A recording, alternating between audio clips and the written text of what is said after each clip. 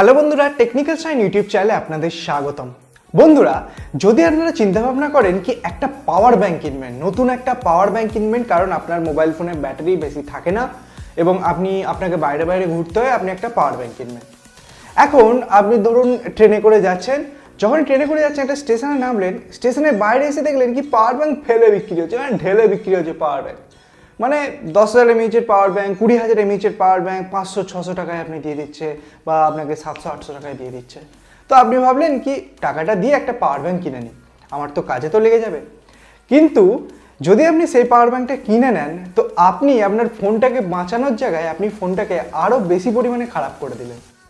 আমি এই কথাগুলো কেন বলছি এবং আপনার জন্য বেস্ট পাওয়ার ব্যাংক কোনটা হবে, সমস্ত ব্যাপারটা আজকের এই ভিডিওতে আমি আপনাদের সঙ্গে আলোচনা করবো। তো ভিডিওটাকে একদমই মিস করবেন না যদি আপনারা একটা পাওয়ার ব্যাংক কিনতে চান এবং আপনার ব্যাটারি লাইফকে আরেকটু এক্সটেন্ড করতে চান। তো চলুন সময় নষ্ট না করে শুরু করা যাক এই ভিডিওটাকে।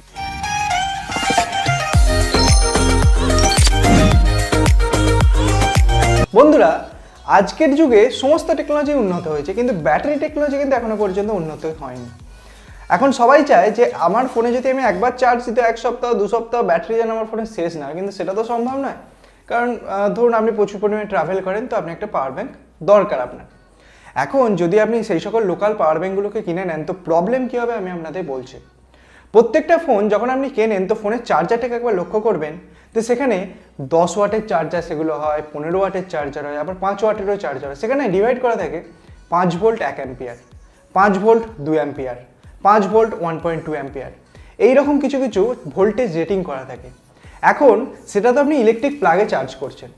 এখন যদি সেই চার্জটাই পাওয়ার ব্যাংক দিয়ে করেন, তো আপনাকে এটা মাথায় রাখতে হবে কি আপনার পাওয়ার ব্যাংক থেকে যে পাওয়ারটা ডেলিভার হচ্ছে বা যে ভোল্টেজটা ডেলিভার হচ্ছে, সেটা যেন আপনার ফোনের যে ভোল্টেজটা সাপোর্ট করে সেই ভোল্টেজের সঙ্গে সমান হয়। আপনি হয়তো দেখে থাকবেন যে যদি কোনো একটা লোকাল পাওয়ার ব্যাংক আপনি ইউজ করেন, তো আপনি ফোনটা সেই চার্জে দিয়েছেন, মানে ঘন্টার পর ঘন্টা কেটে যাচ্ছে, আপনার ফোনটা চার্জ হচ্ছে না বা আপনার ফোনটা স্লো চার্জ হচ্ছে। এরও কারণ কিন্তু জানা দরকার, কারণ এগুলো আপনার ফোনের জন্য প্রচণ্ড ক্ষতিকর, মানে আপনার ব্যাটারিকে একদম নষ্ট করে দেওয়ার জন্য বা আপনার ফোন এক্সপ্লোর পর্যন্ত করতে পারে। এখন আপনি যখনই একটা নতুন পাওয়ার ব্যাংক কিনবেন, তো একটা জিনিস আপনি অবশ্যই মাথায় রাখবেন কি সেই পাওয়ার ব্যাংকটা যেন একটা রেপুটেটেড কোম্পানির কাছ থেকে আসে। এখন হয়তো আপনারা মার্কেটে দেখতে পারবেন কি ইনটেক্সের পাওয়ার ব্যাংক অ্যাভেলেবেল, বা আরও যে সকল ইন্ডিয়ান কোম্পানিগুলো আছে তার power bank available. Indian company খারাপ আমি বলছি না, কিন্তু এই সকল যে পাওয়ার ব্যাংকগুলো আছে না, এগুলো লোকালি কেউ তৈরি করে এবং ইনটেক্স এই যে কোম্পানি ব্র্যান্ড নামটা চিপকে দিয়ে তারা বিক্রি করে দেয়। এখন এই পাওয়ার ব্যাংকগুলোই আপনারা কিনছেন এবং আপনারা আপনার ফোনে ইউজ করছেন, এবং আমার ফোনটাকে মানে একটা পাওয়ার ব্যাংকে এখানে 100-200 টাকা বাঁচানোর জায়গায় আপনি আপনার 10-15 হাজার টাকার ফোনটাকে নষ্ট করে দিচ্ছেন। তো বেস্ট পাওয়ার ব্যাংক কোনটা? আমি গত 1.5 বছর ধরে এই পাওয়ার ব্যাংকটা ইউজ করছি। হ্যাঁ বন্ধুরা, এটা হচ্ছে সমির একটা power bank, MI power bank.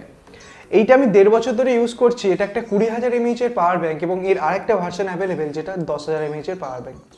এই পাওয়ার ব্যাংকের বিশেষত্বটা হলো যে এই পাওয়ার ব্যাংকটাকে আপনি ফাস্ট চার্জ করতে পারবেন। ধরেন আপনার কাছে একটা ফাস্ট চার্জার আছে, তো ফাস্ট চার্জার দিয়ে খুব তাড়াতাড়ি পাওয়ার ব্যাংকটাকে চার্জও করে নিতে পারবেন।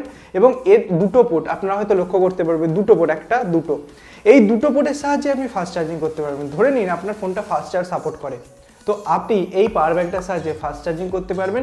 এবং এরই সঙ্গে সঙ্গে এই পাওয়ার ব্যাংকটা নিজেই ফাস্ট চার্জ সাপোর্ট করে, মানে এই পাওয়ার ব্যাংকটা চার্জ হবে খুব তাড়াতাড়ি। এরই সঙ্গে সঙ্গে পাশে একটা বাটন দেওয়া আছে, এই বাটনের সাহায্যে কতটা ব্যাটারি আপনার পাওয়ার ব্যাংকে অ্যাভেলেবেল আছে সেই জিনিসটাও কিন্তু দেখাবে। এবং এর একটা 10,000 mAh এর ভার্সন আছে যেটা আরও স্লিম এবং আরও দেখতে সুন্দর। তো সেই পাওয়ার ব্যাংকটা যদি আপনারা চাইলে নিতে পারেন, তো 10,000 mAh এর দামটা হচ্ছে 799 টাকা, মানে 800 টাকার কাছাকাছি, এবং এই পাওয়ার ব্যাংকটার দাম হচ্ছে 1499 টাকা, মানে 1500 টাকার কাছাকাছি।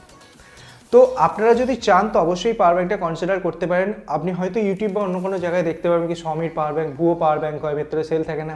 সেগুলো মেনলি কী হয় বলুন তো, যে সমি এই ব্র্যান্ডটাকে মানে একটা ডিফ্রেম করার জন্য এই সকল কার্যকলাপ করা হয়। সমির মধ্যে এমন কোনো প্রবলেম নেই। আমি গত 1.5 বছর ধরে কন্টিনিউয়াসলি ইউজ করছি এবং এখনও পর্যন্ত সেই সিমিলার পারফরমেন্স যেটা ফার্স্ট দিনে পেয়েছিলাম, এখনও পর্যন্ত সেই পারফরমেন্সটা পেয়ে যাচ্ছে। আমি কন্টিনিউয়াসলি ডেলি বেসিস প্রত্যেক দিন এই পাওয়ার ব্যাংকটাকে ইউজ করছি, এখনও পর্যন্ত আমি কোনো রকম ডিফেক্টের মধ্যে খুঁজে পাইনি। এবং আমার কয়েকটা বন্ধু এই পাওয়ার ব্যাংকটা ইউজ করছে, তারাও কোনো রকম ডিফেক্টের মধ্যে খুঁজে পায়নি। তো অবশ্যই আপনারা চাইলেই পাওয়ার ব্যাংকটা নিতে পারেন, আমার মধ্যে 100% রেকমেন্ডেড। এই পাওয়ার ব্যাংকটার ডিরেক্ট বাইং লিঙ্ক আমি চেষ্টা করবো নিচে ডেসক্রিপশনে দিয়ে দেওয়া, তো সেই লিঙ্কটা ফলো করে আপনারা কিনতে পারেন।